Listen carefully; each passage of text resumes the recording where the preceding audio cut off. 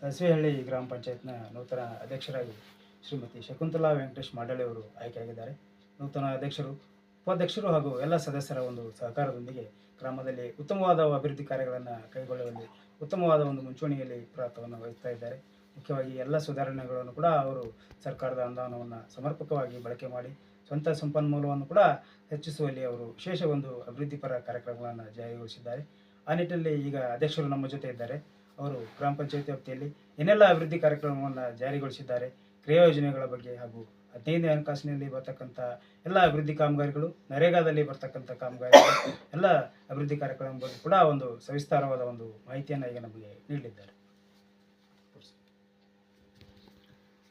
ಹೇಳ್ರಿ.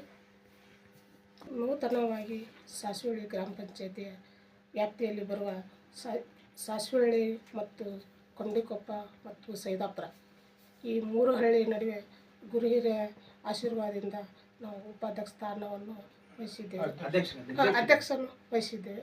ಮತ್ತು ನಮ್ಮ ಸದಸ್ಯರು ಮೊದಲೇಕ ಸದಸ್ಯರಾಗಿದ್ವಿ, ಆಮೇಲೆ ಅಧ್ಯಕ್ಷರಾಗಿ ಆಗ್ಯಾವೆ. ಮತ್ತು ಹಿಂದಿನ ಅಧ್ಯಕ್ಷರು, ಉಪಾಧ್ಯಕ್ಷರು ಮತ್ತು ಏನೋ ಕೆಲಸ ಮಾಡಿದರೂ ಸಹಕಾರ ಕೊಟ್ಟು 3 ಹಳ್ಳಿ ಕೆಲಸವನ್ನು ನಾವು ಮಾಡಿದ್ದೇವೆ. ಮತ್ತು ಮುಂದಿನ ಈ ಅವಧಿಯಲ್ಲಿ ಏನೋ ಕಾರ್ಯಕ್ರಮ, ಏನೋ ಕಾಮಗಾರಿ ಕೆಲಸ ಬಂದರೂ ಮತ್ತು ಎನರ್ಜಿ ಒಳಗಾದ್ರೂ ನಾವು 3 ಹಳ್ಳಿಗೂ ಸಹಕರಿಸಪಡಿಸ್ತೇವೆ ಅಂತ ಕೇಳ್ಕೊಳ್ತೇವೆ. ನರೇಗಾದಲ್ಲಿ ಏನೇನು ಮಾಡಿದ್ರಿ? ನರೇಗಾದಲ್ಲಿ ಕೊಂಡಿಕೊಪ್ಪದ ಪ್ರೈಮರಿ ಸ್ಕೂಲ್ ಒಳಗೆ, ಆಮೇಲೆ ಕಂಪೌಂಡು, ಊಟದ ಗ್ರಂಥಾಲಯ ಹಾಲ್ ಮತ್ತು ಇನ್ನಿತರ ಕೆಲಸವನ್ನು ಮಾಡಿದ್ದೆವು 3 ಹಳ್ಳಿ ನಡುವೆ. ಅಂತಂದ ಸ್ವಲ್ಪ ನೆನಪು ಇರೋದಿಲ್ಲ. ಎನರ್ಜಿ ಒಳಗೆ, ಆಮೇಲೆ ನಮ್ಮ ಕೊಂಡಿಕೊಪ್ಪದ ಸ್ಮಶಾನದ ಒಳಗೆ ನಮ್ಮ ದಾಸರ ದಂಡ ಅಂತವ್ರು ಡಾಕ್ಟರ್ ಅದಾರ. ಅವರು ಒಂದು ದಾನವಾಗಿ ಕೊಂಡಿಕೊಪ್ಪಕ್ಕೆ ಇದನ್ನು ಮಾಡಿದ್ದಾರೆ, ಅನುಕೂಲತೆ ಮಾಡಿಕೊಟ್ಟಿದ್ದಾರೆ ಸ್ಮಶಾನದಲ್ಲಿ. ಮತ್ತು CC ರೋಡ್ ಕೊಂಡಿಕೊಪ್ಪದಲ್ಲಿ ಪೂರ್ತಿ ಇದಾಗ್ಯಾವ. ಇನ್ನೂ ಸಣ್ಣ ಪಟ್ಟ ಮೂಲೆಯಲ್ಲಿ ಒಂದು ಸ್ವಲ್ಪ ಏನೋ ಉಳಿದಿರ್ಬೇಕು ಅನ್ನಿಸ್ತು. ಇನ್ನು ಮುಂದಾದರೂ ಅವನ್ನ ಸರಿಪಡಿಸ್ಬೇಕು ಅಂತ ನಾವು ಮುಂದೆ ವಿಚಾರ ಮಾಡುತ್ತೇವೆ. ಆಶ್ರಯ ಮನೆ ಏನ್ರ ಮಾಡಿಸಿವ್ರಿ.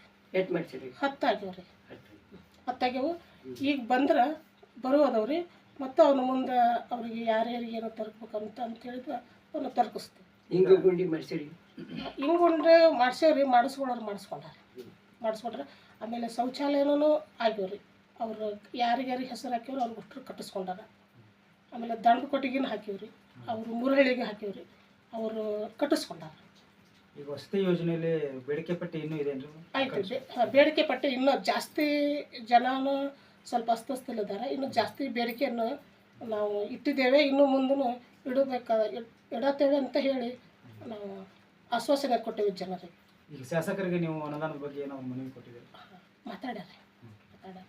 ನಮ್ಮ ಮೇಡಮ್ ಅವರು ಮೀಟಿಂಗ್ ಹೋದಾಗ ಏನು ಅನ್ನೋದು, ನಮ್ಮ 3 ಹಳ್ಳಿ ಕರಿತೆ ಏನೈತೆ ಅನ್ನೋದು ಎಲ್ಲ ನಮ್ಮ ಮೀಟಿಂಗ್ನಾಗ ನಮಗೂ ಮೆಂಬರಿಗೂ ತಿಳಿಸ್ತಾರೆ. ತಾವಲ್ಲಿ ಏನು ಅನುಕೂಲ ಐತೆ ಅಂತಂದು ಎಲ್ಲನೂ ಅಧಿಕಾರಿಗಳ ಹತ್ರ ಮಾತಾಡ್ಕೊಂಡು ಬರ್ತಾರೆ.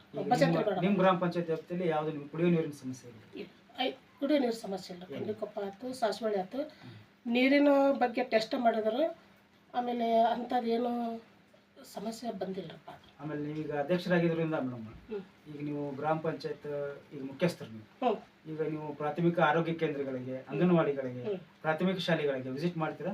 ಮಾಡ್ತಾರೆ. ಮೊದ್ಲೇಕೂ ಮಾಡ್ತೇವ್ರಿ, ಇನ್ನು ಮುಂದೆ ಮಾಡ್ತಾರೆ. ಈಗ ಅವ್ರಿಗೆ ಡಾಕ್ಟರ್ಸ್ಗೆ, ಆಮೇಲೆ ಆಶಾ ಕಾರ್ಯಕರ್ತರಿಗೆ ನೀವು ಸಲಹೆ ಮಾರ್ಗದರ್ಶನ ನೀಡ್ತೀರಿ? ಪ್ರತಿಯೊಂದು ಅಲ್ರಿ ಸರ, ನಮ್ಮ ಪ್ರತಿಯೊಂದು ಯಾವ ಇಲಾಖೆ ಬಂದರೂ ರೀ ನಮ್ಮ ನೇಂಬರ್ ಗಮನಕ್ಕೆ ತಗೊಂಡು ನಮ್ಮನ್ನು ಕರ್ಕೊಂಡು ಮೊನ್ನೆ ಆರೋಗ್ಯ ಇಲಾಖೆಯವರು ಪ್ರತಿ ಶುಕ್ರವಾರ ನಮ್ಮ ಅಂಗನವಾಡಿಯರ ಮತ್ತು ಆಶಾಕರ್ತರು ನಮ್ಮ ಗ್ರಾಮ ಪಂಚಾಯತಿ ನೇಂಬರ್ ಕರ್ಕೊಂಡು ವಿಸಿಟ್ ಮಾಡಿ ನಾವು ಮನೆಗೆ ಭೇಟಿ ಮಾಡಿ ಡೆಂಗಿ ಜ್ವರದ ಬಗ್ಗೆ ಭಾಳ ಮಾಹಿತಿ ಕೊಟ್ಟಿವಿ.